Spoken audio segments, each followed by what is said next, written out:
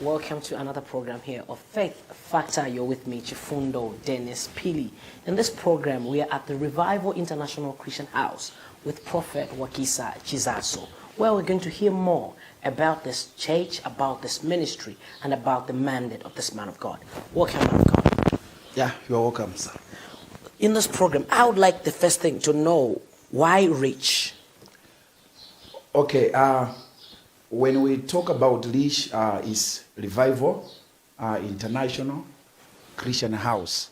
So this is an international church, whereby God has given me mandate, to bring revival all over the world in different areas, which concerns people.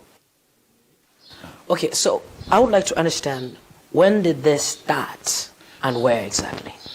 Okay, it started here in Lilongwe, from area 36 in the year of 2011. So what happened for it to start? Did you just wake up and said, yes, I'm going to start a ministry? Yes, I'm going to start a church. What happened that time? No, I think I was sick. I think there was a sickness almost for more than 3 years. I went to different hospitals, but they would not find the sickness within me. So there was another day, when I was praying, and God spoke to me to say, this sickness which you are having inside your body, it's a calling. There's a healing ministry which God has put in you. So the moment you go and you start praying for people, that sickness disappears, because, it's like you are keeping healing for many people. So the moment I started, it was the same way again, whereby that sickness which was in my body, it just disappeared.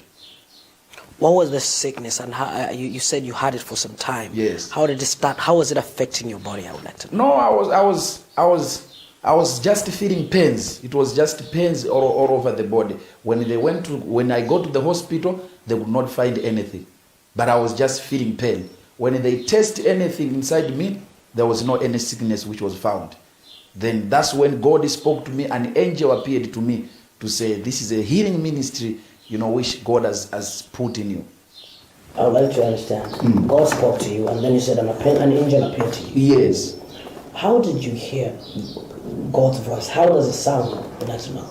No, God's voice spoke to me. It was an audible voice. It's the same way the way you are speaking to me. Where were you? And then to hear that this is God's voice and to recognize that. No, I was in my bedroom in area 36 in Lilongwe. So how did it start? No, I slept, and when I slept, then it's like I heard a wind. There was a big wind, which came in my room. Then from there, that wind, it carried me from the bed where I was, and I fall down. Then I saw an angel, in front of the door. Then that's when the angel began to speak to me. How did you know that this is an angel? How did it look? No, the angel had to spoke. As I've already said, to say I heard an audible voice. Yeah, so now, yes. Now I would like to understand. You saw an angel. Yes. You heard an audible yes. voice. Was it the angel who spoke on behalf of God, or was it the angel standing there and then the voice is coming from another direction? No, the voice was coming from an angel was speaking to me, because an angel carried the message from God. So when an angel was speaking, which means it was God who is speaking to me. Okay, so how did this angel look? I want to understand. These are things that we just hear. Yes. And we see. Yes. Is it the same way they look in the books? No, it's not. Many people, when they know angels, they know those angels whereby they put on white colors. Those are the angels which people they know. But this angel which I'm talking about, it was amazing. It was a strange thing, because it was not putting on white colors. Wow. The angel was putting on green colors. The clothes they were, it was green. It was green? Yes. How were the clothes? Was it a suit? Was it a robe? What was it exactly? No, it was a green robe. And that was an angel Raphael, who is an angel of healing. Also, it was Raphael? Yes. It was putting on green. It was not white. It was not white. Yes. It was putting on green. Yes. What color is he? No, the color is not black. It was like it's like a white man. You understand? White man, but with the green clothing, as I've already said. And how about his hair? No, the hairs were white. The hair was white. Yes. Like wool. Yes, yeah, like wool. Okay, so I still would like to understand. I believe a lot of people are like, okay, this is a once in a lifetime opportunity, and maybe I should say in maybe thousands of times. Yeah, but it didn't appear to me once. It's not only once. The same angel again. There was another time, he appeared again, but this time it was not one angel. This particular day it was one, but there was also another time they appeared as three. Okay, so I would still like to understand about this thing. So, okay, apart from wearing this green robe, yes, white hair, yes, and a light-skinned complexion, could you tell if as a person he was tall or short or medium height? No, it was tall, but not not fat. Tall, very tall, but not fat, slim. Slim. Okay. Apart from, did he have any distinct features apart from how a man looks? Did he have wings? Yes, the wings were there. The wings were there. Where were they? No, they were at the back here. Like how many of them? No, I saw there were two of them, but big ones. Just a big one this side and a big one this side. But there was also a sword. He was carrying a sword in his hand, or no? To the what? To the like here somewhere there it was put. Somewhere there it was put. And then you saw this angel. Yes, I saw the angel. Well, how are you feeling seeing this is a strange creature carrying weapons in my room? And was it day or night? No, because I've already said that was not the first time. That was not the first time. Yeah, this was the first time the same angels appeared, but there were three of them. You understand? But on that time, it was 2007 when those angels appeared. But I was not commissioned. I was not commissioned on what I have to do. They just spoke to me, what are the problems are you facing? I told them the problems. And he says, what? We're going to fight for you, all the problems, and God will use you, all those things. But now, when they came again, in 2010, when I was in Ilongo area 36, that's when now they came with a mission to say the reason why you are not coming out of the sickness you are facing in your body is because you are resisting the calling of God. At that time, I was still focused doing school. Okay, so I'm still trying to understand now. Yes. So it seems like you have had this encounter with angels a couple of times. A couple of times. So make me understand, in 2007, yes, what happened? Okay, in 2007, that's I think that's a year whereby I became a born again. I became a born again in the year 2007. How old were you then, if you don't mind? No, I was still a teenager. You were still a teenager. Yeah. Were you in secondary school? College? Yes, I was in secondary school.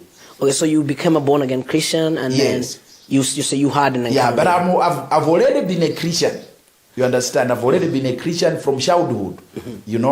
And God has been doing some mysterious things in my life, from childhood, but I could not understand why all those things. But from the year, 2007, that's when that's when I wakened up in the spiritual things.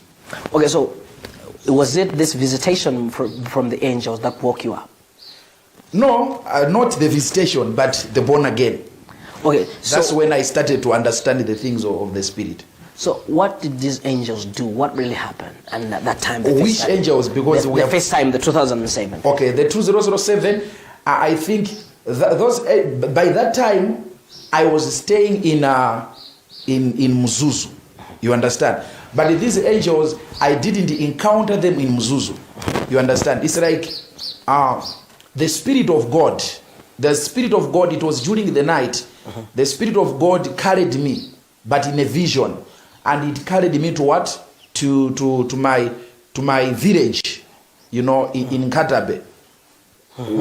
So when that angel carried me to Nkatabe, there was a certain place, but it was during the night. That's when those angels now they had appeared, 3 of them coming from what? Coming from heaven towards me. It was a vision. I was staying in Mzuzu, but that spiritual activity, it was not happening in Mzuzu. It was happening in Nkatabe. So you had gone to Nkatabe? Yes, not physically, but spiritually. Okay, make me understand. Yes. You are here. Yes. You are here physically. Yes. You are here also spiritually, I should believe. So what happens for you to say, it was not physically, but then spiritually? What happened? No, let's make people understand. I understand. Yeah. As a human being, we are a body, a spirit, and the what? And the soul. So which means now the body was there in Mzuzu, where I was sleeping. But my spirit was the one which was carried, to Nkatabe. And the reason why it carried me to Nkatabe, because there were some problems. Those angels, there were some problems which I was supposed to handle in my area.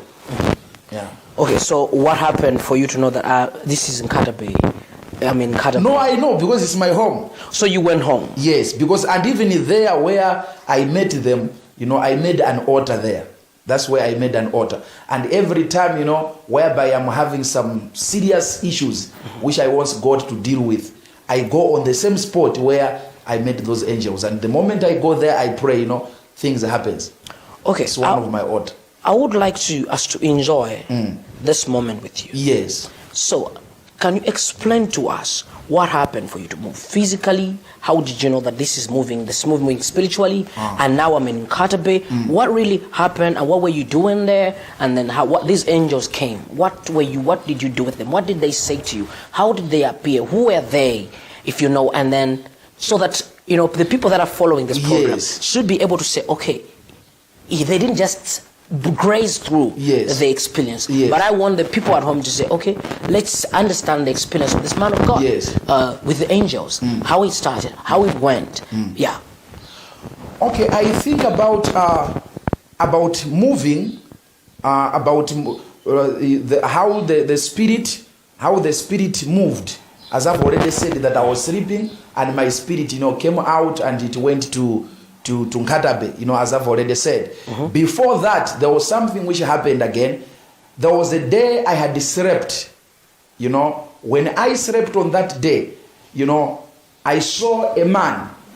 There was a man who was looking like me, and that man, I saw him in front of me. Now, when I saw that man in front of me, that's when now God spoke to me. The man was looking exactly like me. Then God spoke to me that the person you are seeing in front of you is Wakisa. But that person was thinner. He was a thinner man than me. Then God spoke to me, that person is you. And I was trying to ask God, why this person is thinner than me? Then God spoke to me, says, you are starving this man, spiritually. That's why your physical body is big, but that one is what? Is a thin. So you need to work on your spiritual life to make that man what? That man also to begin to grow. That's when I started understanding that a spirit can move. You understand? So on that day, I had that other vision, as I've already said, that I slept. What happened was like, I saw something, there was like a man, you understand me? He hitted me. Then after he hitted me, I felt like cold. I am cold. And there was a man like me came out. And when that man came out, I was able to see myself, another man lying on the bed. Then that's when now there was a wind. Now it carried me. Then it took me now to the place which I have said in Nkatabe. So you arrived at this place in Nkatabe. But there was no angel. You understand me? But when I arrived on that place, Nkatabe, on that spot, then that's when I saw 3 men. They were moving from the sky, and it was the east side. And every time when I'm praying every time, most of the times when I'm praying, I don't face to the north, I don't face to the south, I don't face to the west. But always when I'm in prayer, I face to the what? To the east, because I connect to that liberation which I saw the angels. They were even coming from the east, coming downward.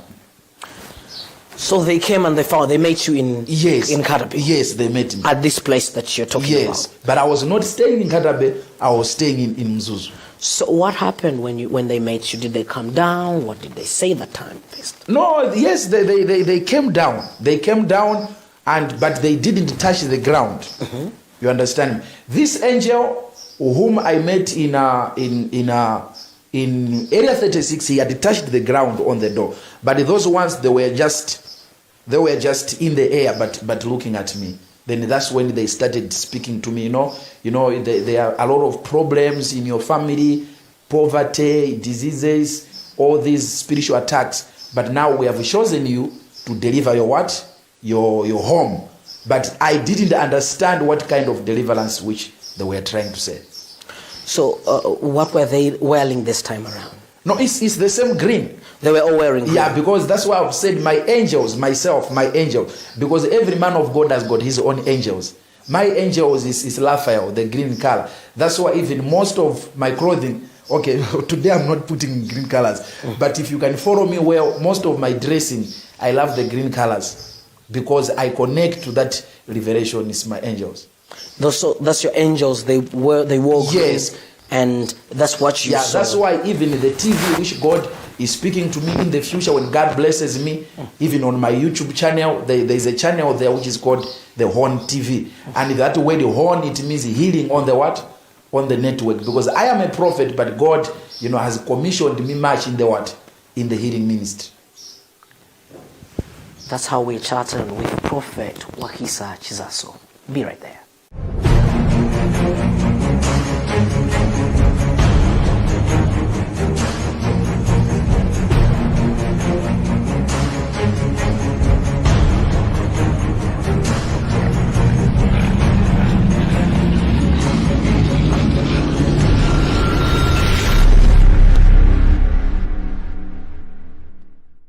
Welcome back. We're still chatting with Prophet Wakisa Chizaso. Prophet. Yes. So here we are in this experience where we're talking about angels. You are angels, actually, maybe you should say. Yes. And what they do. Yes. So now we want to go back to where started this whole story of angels. Yes. I just want us to make sure that we do not just graze through something as spectacular as a man seeing and having an encounter with angels. Yes.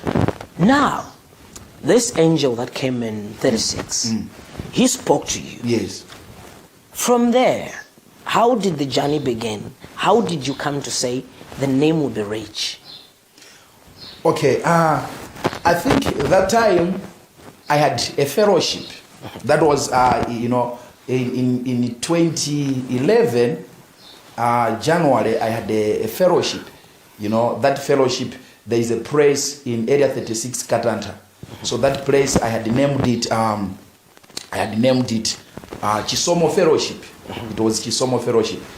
From there, I think within 6 months, that Chisomo Fellowship, it had grew. Then now, that's when we came to RICC. So that's when God spoke to me. I went to RICC. That was Revival International Christian, Center.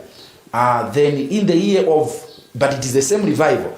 Then in the year of 2019, that's when God now spoke to me to say it has to be Revival International Christian House. So it's Chisomo Fellowship, the same 2011 from January, within 6 months. Then from there we came to RICC, Revival International Christian Center. Then 2019, then God now he spoke to me again to say it has to be Revival International Christian House. Wait, so now this is a ministry. Yes. This is a church. Yes. I want to understand what are those key things about the belief in the deity that you have as a church. Okay, as I've already said that our church is the least church, Revival International Christian House. So our main duty is to bring what? Revival. And one of the many area, is revival in the what?